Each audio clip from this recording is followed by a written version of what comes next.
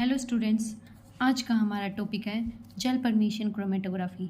ये एक important topic है एग्जाम पॉइंट ऑफ व्यू से। Gel permeation chromatography near about 8 marks में आता है। तो आज हम जानेंगे कि जेल परमीशन क्रोमेटोग्राफी क्या है। तो जेल परमीशन क्रोमेटोग्राफी में ना ये एक मेथड है molecular weight determination of polymer के लिए। तो मोलिकुलर वेट है ना पॉलीमर का डिटरमाइन किया जा सकता है जेल परमीशन क्रोमेटोग्राफी से। ये पावरफुल मेथड है for determining the complete molecular weight distribution of polymer. तो ये है ना gel permeation chromatography is also known as size exclusion chromatography, या फिर ये एक टाइप है साइज एक्सक्लूजन क्रोमेटोग्राफी का। A dilute polymer solution is injected into a solvent stream flows through a column packed with porous gel beads. इसमें क्या किया जाता है, पॉलीमर सॉल्यूशन है ना वो इंजेक्ट किया जाता है सॉल्वेंट की स्ट्रीम में जो फ्लो कर रही है कॉलम में। जो कॉलम है ना वो पैक्ड होता है पोरस बीड से। सिंपली एक कॉलम होता है और जो कॉलम है ना वो पैक्ड होता है पोरस बीड से, और उस कॉलम में सॉल्वेंट इंजेक्ट किया डाइल्यूट पॉलीमर सॉल्यूशन इंजेक्ट किया जाता है, और ये जो कॉलम है ना इसमें सॉल्वेंट फ्लो करता रहता है। अब जो कॉलम है ना वो पोरस बीड से भरा हुआ है या फिर पैक्ड है पोरस जेलविड्स से। पोरस जेलविड्स मतलब इसमें छोटे छोटे पोर्स होते हैं जिसके अंदर मॉलिक्यूल जा सकता है। तो छोटा मॉलिक्यूल इन बीड्स के अंदर आसानी से चला जाएगा और बड़ा मॉलिक्यूल इन बीड्स के अंदर नहीं जाएगा। छोटा मॉलिक्यूल बीड्स में अंदर चला जाएगा तो वो बाहर निकलने में टाइम लगाएगा कॉलम से, और जो बड़ा मॉलिक्यूल है वो डायरेक्टली बाहर निकल जाएगा, मतलब टाइम नहीं लगाएगा। यही बात यहीं लिखी हुई है।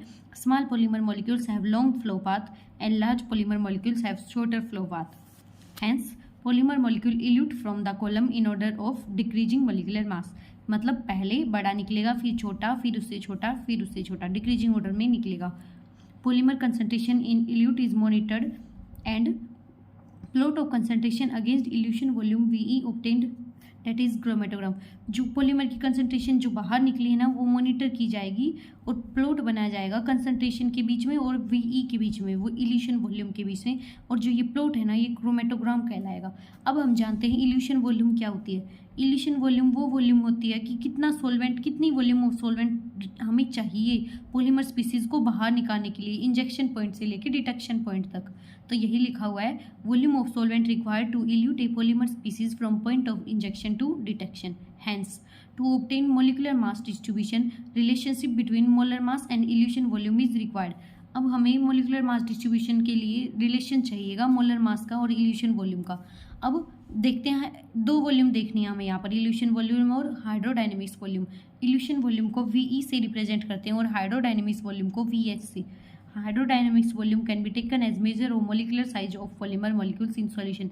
हाइड्रोडायनेमिक्स वॉल्यूम मेजर है molecular size of polymer molecule का। अब जो हाइड्रोडायनेमिक्स वॉल्यूम होती है ना वो डायरेक्टली प्रोपोर्शनल होती है नीटा एम के। ये जो कंसंट्रेशन ब्रैकेट वाले लग जाते हैं ना तो नीटा के, तो वो विस्कोसिटी की जगह इंट्रिंसिक विस्कोसिटी होती है। तो हाइड्रोडायनेमिक्स वॉल्यूम डायरेक्टली प्रोपोर्शनल है इंट्रिंसिक विस्कोसिटी के और मोलर मास के। यहाँ पे नीटा है इंट्रिंसिक विस्कोसिटी और एम है molar mass. As V E increases molecular size decreases. जैसे जैसे वीई बढ़ेगा वैसे वैसे मोलिकुलर का साइज घटेगा। एम घटेगा मतलब नीटा एम भी घटेगा, तो अगर लोग लगा देंगे तो लोग ऑफ नीटा एम भी घटेगा।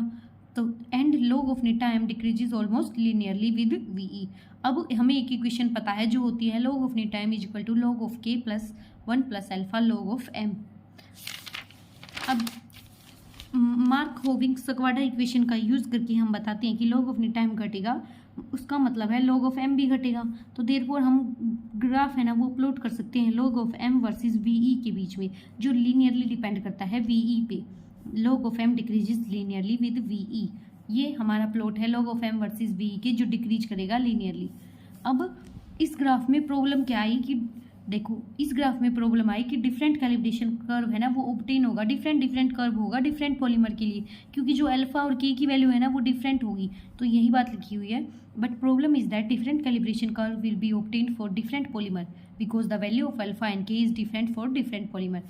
तो क्या कहा गया कि प्लॉट है ना log M versus VE different होगा डिफरेंट पॉलीमर के लिए, is different for different polymer. So we need a calibration plot. तो हमें एक ऐसा कैलिब्रेशन प्लॉट चाहिए जो डिपेंड ना करे अल्फा और के की वैल्यू पे, मतलब वेरिएबल्स पे वेरी ना करे पॉलीमर। जो हम अलग अलग टाइप का पॉलीमर यूज करेंगे ना उन पे डिपेंड ना करे। So we need a calibration plot in which variables does not vary polymer being use. किस टाइप का पॉलीमर यूज किया गया है उस पर वेरिएबल हमारा वेरी ना करे।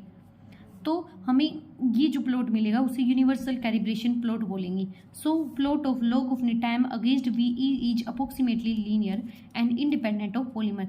ये जो प्लॉट होगा ना log of time versus VE के बीच में, ये होगा यूनिवर्सल कैलिब्रेशन प्लॉट, और ये है ना इंडिपेंडेंट होगा पॉलीमर पे। तो ये हमारा यूनिवर्सल कैलिब्रेशन प्लॉट है जहाँ पे वाई एक्सिस पे है लॉग ऑफ एम नीटा, एक्स एक्सिस पे है वीई, और ये डिक्रीज करेगा लीनियरली। ये डिफरेंट पॉलीमर पॉइंट्स हैं। Plot for different polymer points lie on this and all the polymer shows decreasing behaviour. सभी इस डिक्रीजिंग बिहेवियर को शो करेंगे। अब हमें पता है कि जो नीटा होता है ना वो के एम की पावर अल्फा होता है। कई बुक्स में के एम की पावर ए लिखा हुआ होता है। अब गिवन सॉल्यूशन के लिए फॉर गिवन इल्यूशन वॉल्यूम, यहाँ से मत लिखना, यहाँ से लिख देना डायरेक्टली कि मल्टीप्लाई कर दो both side by M. M से मल्टीप्लाई कर दिया दोनों साइड, तो यहाँ पे एम आ जाएगा, यहाँ पे इंटू एक और एम आ जाएगा, तो एम की पावर अल्फा इंटू एम होता है एम की पावर अल्फा प्लस 1। इतना हो गया। अब स्टैंडर्ड सॉल्यूशन के लिए क्या करते हैं, स्टैंडर्ड सॉल्यूशन के लिए करेंगे सिंपली के एम की और अल्फा के नीचे एस लगा देंगे तो वो स्टैंडर्ड हो जाएगा। तो नीटा M is equal to K S M S की पावर अल्फा एस प्लस 1। अब ये दोनों तो इक्वल हैं तो दोनों को कंपेयर कर सकते हैं, तो दोनों को कंपेयर करेंगे तो ये दोनों इक्वेशन इक्वल लिखी जाएंगी। ये अननोन के लिए होगी और ये स्टैंडर्ड पॉलीमर के लिए होगी। अब इस इक्वेशन को अरेंज करेंगे और एम की वैल्यू निकाल लेंगे। एम क्या होगा, मोलर मास होगा अननोन सैंपल का। तो rearranging this equation molar mass of unknown sample can be calculated as, तो एम की वैल्यू आ जाएगी, एम इस साइड रह जाएगा और के की वैल्यू नीचे चली जाएगी, ऐसे लिखा हुआ है। अब अल्फा प्लस 1 पावर है ना, तो 1 बाई अल्फा प्लस 1 पावर कर देंगे तो ये कट जाएगी, तो एम बचेगा अकेला और ये बाकी टर्म रह जाएगी। तो क्या आ गया, M is equal to K S M S की power alpha S plus 1 upon K into 1 by alpha plus 1। Hence m can be calculated if k and alpha are known। Molar mass calculate किया जा सकता है अगर k और alpha known है। यही हमें निकालना था कि ये मेथड यूज किया जा सकता है मोलर मास ऑफ पॉलीमर के कैलकुलेट करने के लिए। तो इस मेथड में इतना ही है। अब आप स्क्रीनशॉट ले सकते हैं।